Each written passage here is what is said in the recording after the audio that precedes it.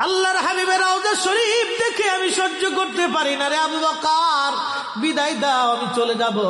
চলে গেলেন নবীর পাগল। সিরিয়ার দামেস্কে যাওয়ার পরে কিছুদিন পরে নবীজি স্বপ্ন দেখায়, কিরে বেলাল, এটা কেমন জুলুম, কতদিন হলো তোমার কণ্ঠের আজান শুনি না। বেলাল রে, তোর কি মন চায় না আমি নবীর জিয়ারতে আসতে? বেলাল আয়, আমি নবীর জিয়ারতে আয় রে বেলাল আয়, কতদিন হলো তোমার কণ্ঠের আজান শুনি না।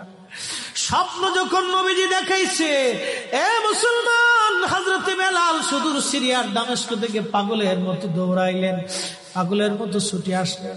যখন মদিনাতে আসলেন তখন তাহাজ্জুদের সময় চলতেছিল। তাহাজ্জুদের সময় চলার সময় হযরত বেলাল রাদিয়াল্লাহু আনহু কাঠের জালি দিয়ে তখন রওজা শরীফ ঘিরে রাখা ছিল। ওই জালির পাশে বসে বসে জালির সঙ্গে মাথা ঠেকাইয়া নবীর পাগল বসে বসে গুনগুন গুনগুন করে কাঁদে আর বলে, হুজুর, আপনি আসতে বলেছিলেন, গোলাম এসে হাজির হয়েছে। নবী গো, আজান দিতে বলেছেন, আমি আজান দিলে আপনি আগে নামাজে আসতেন, এখন আজান দিলে কি নবী আপনি নামাজে আসবেন? হুজুর, এখন আজান দিলে কি আপনি নবী নামাজে আসবেন? নতুন মুয়াজ্জিন আসছে আজান দেওয়ার জন্য, এসে দেখে নবীর মুয়াজ্জিন বেলাল কাঁদে। ডাক দেখে মদিনাবাসী, শুনছো, নবীর মুয়াজ্জিন ফিরে এসেছে, বেলাল আসছে, বেলাল ফিরে আসছে। এই কথা শোনার পরে সব সাহাবী ঘর থেকে বের হয়ে দৌড়ায় এসে দেখে বেলাল কাঁদে। সাহাবীরা বলে, বেলাল আজান দাও, কতদিন হলো তোমার কণ্ঠের আজান শুনি না। বেলাল আজান দাও, কতদিন হলো আজান শুনি না রে বেলাল। বেলাল বলে, সাহাবীরা রে, আমি আজান দিলে কি নবী নামাজ আসবে বলো? সালমান ফারসি রাদিয়াল্লাহু আনহু ডাক দেখে, সাহাবীরা, আমাদের কথায় বেলাল আজান দিবে না, তোমরা যাও দেখো হাসান আর হুসাইন দুইজন ঘরের মধ্যে আসেন।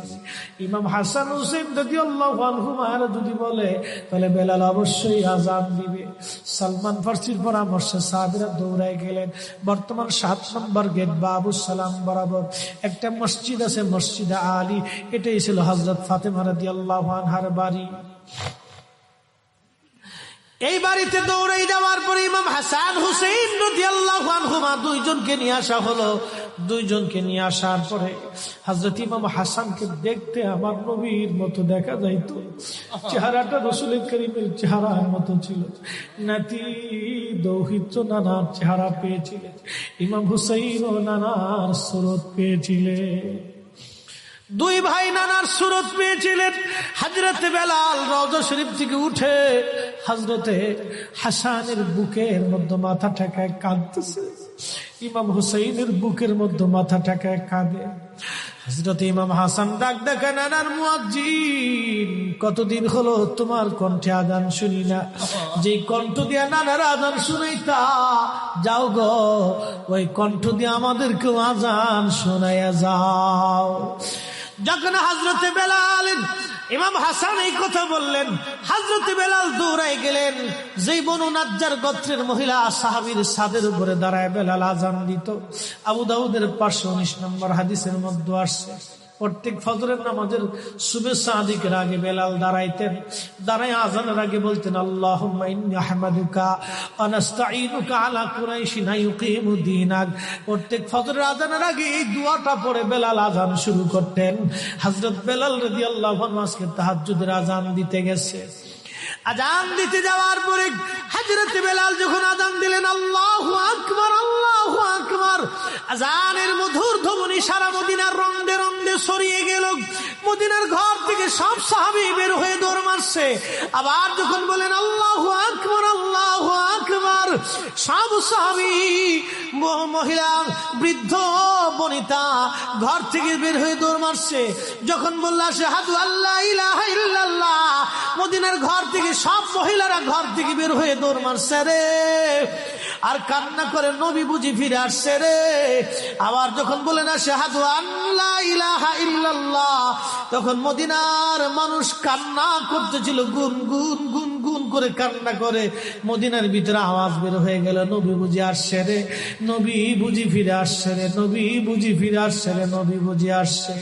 হযরত বেলাল যখন বলেন আশহাদু আন্না মুহাম্মাদুর রাসূলুল্লাহ, মদিনার মাটিগুলি থরথর থরথর করে কেঁপে উঠছে রে। মদিনার মানুষের কান্না বেড়ে গেল।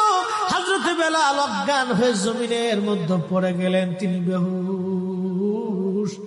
নবীর আশিক বেহুশ হয়ে গেলেন। বেলালের মতো আশিক যদি আমরা হইতাম, এ দুনিয়ায় নবীর দেখা পাইতাম, এ দুনিয়ায় নবীর দেখা পাইতাম। যখন হুঁশ ফিরে আসছে, রওজা শরীফের পাশে বসে বসে বেলাল কাদের বলে, হুজুর আজান দিতে বলেছিলেন, আজান দিয়েছি। হুজুর আমি আজান দিলে আগে নামাজ আসতেন, আজকে আজান দিলাম আপনি হুজুর আসেন নাই। যে আজান দিলে নবী আসবে না, আমি বেলালে আজান আর কোনোদিন দিব না। হযরতে বেলাল কিছুদিন পরে কলিজা ফেটে নবীর বিরহ বেদনা সহ্য করতে না পেরে তিনি চলে গিয়েছিলেন পরপারে। কলিজা ফেটে, কলিজা ফেটে, কলিজা ফেটে। এইভাবে সাহাবীরা নবীকে ভালোবেসে গেছে। কত সাহাবী কতভাবে নবীকে ভালোবাসছে রে। হযরত আবু বকরের কথা বলছিলাম, আম্মা জান আয়েশা ডেকে বলে,